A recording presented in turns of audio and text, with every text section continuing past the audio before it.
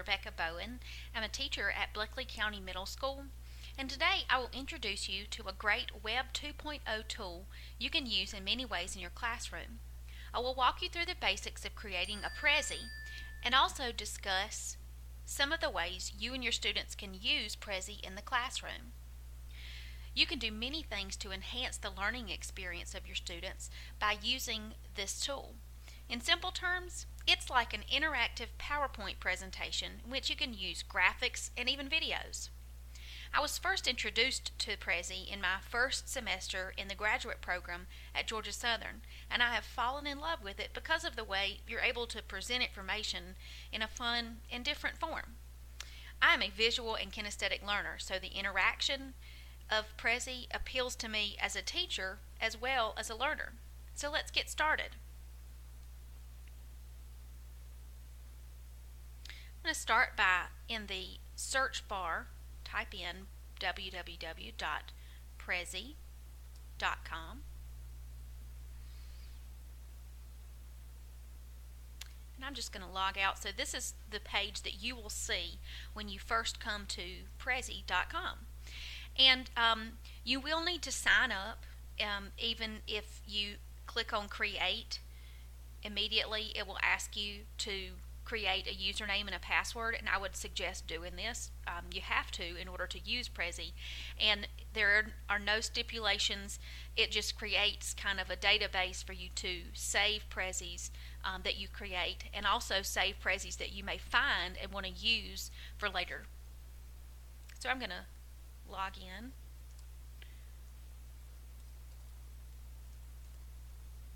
Here. And you'll notice at the top, this is your Prezis is what it comes to. So these are all of the Prezis that I have created or either found and added to my page so that I could use them later on. And I want to go ahead and get to it and click on New Prezi. And if you click on that in the top right hand corner of your screen, it will load the page of templates, and this is where you will always start when you're creating a template, when you're creating a Prezi. It shows you many different options for templates, and all you have to do is click on it. There's fresh, there's also classic templates, and it gives you also a variety. You can also create, you can start with a blank Prezi, which I have never done. That seems like quite an endeavor when there's such a variety of ones that you can choose from that are already basically started. You just have to add your information to it. So if you'll click on the template you choose, and then down at the bottom right, click Use Template. And I'm just going to go through what you'll see. On the right, you'll see type kind of like if you use PowerPoint presentations or if you use Smart Notebook, there's just kind of a menu here on the left of each one of the pages. And at the very top, this will always take you back to the main screen page, which is the wide view that you see here. The first thing I want to do is click on Add Title, and you're just going to type. I'm going to call this Intro to Prezi. You can change the color. You also, each theme has different colors that kind of automatically are a part of it, but you can change the color by clicking here, highlighting it just like you would in Word or PowerPoint or any other thing that you use. So I'm going to leave this white as it is, and then I'm going to click down on the very first frame. These frames, it's just automatically created a pathway. This template has a pathway from the title to the first frame, and if you'll just click on that first frame and click Zoom to Frame, it'll bring it right up close. And this is where you can add any sort of information. I'm going to say that this is adding pictures, and I'm going to show you how to add a picture. Okay, all you need to do is click at the bottom center of your frame. where it says text and image. Okay, you can do text only. You can arrange this to have an image only in this frame. I like to have an image and text. Okay, and then of course I need to say this again. Click image and text at bottom. Okay, and you can easily replace the image with thousands of pictures. Let's just go with a dogs, because they're my favorite. And if you'll just scroll to find a picture of a dog that you might like. Oh, I like him. He looks like fall. He's a fall dog. So you just click on it and then you hit replace. And after a second, it will process, and voila, there's your cutie patootie dog for fall. Now I want to next go over to my pictures menu, and I'm going to click on the third frame or the third pathway, and I'm going to show you here how to add videos or diagrams or music. If I can spell music, there we go. Okay, so what you'll need to do here is click on the insert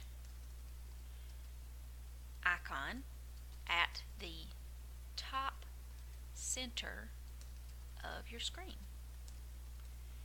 Okay, here at the very top, you're going to click on insert, and you can insert any number of things.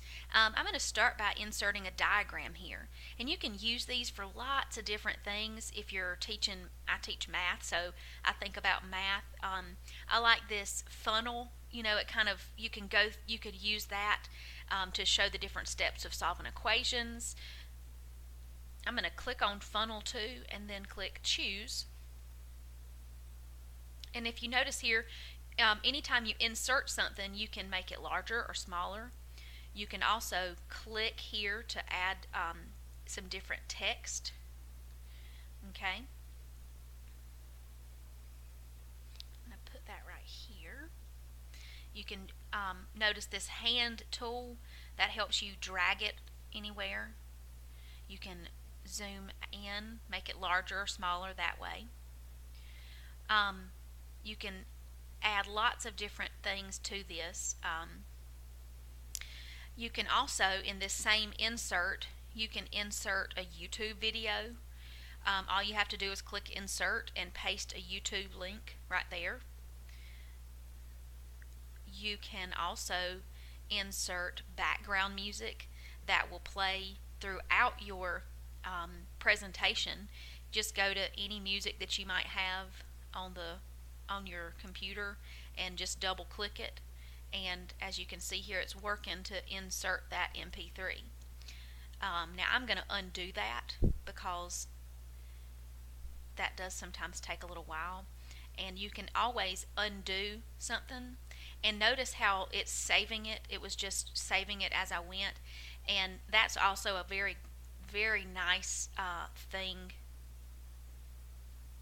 And you can also redo, because if you're like me, I sometimes forget that I'm trying to save things. Now I'm going to just let that finish working. Now I'm going to go on to my next screen, and I'm going to show you here how you can go back to your main widescreen view here, and you can then click on any of these things that you've created. I'm going to click on this last one right here and click zoom to frame, and this time I'm going to show you how you can add a new frame. Okay, simple. Click on the frames and arrows icon at the top of your screen. Okay, now anytime you add a new frame, it will actually create a new pathway, so it will take you wherever you put it.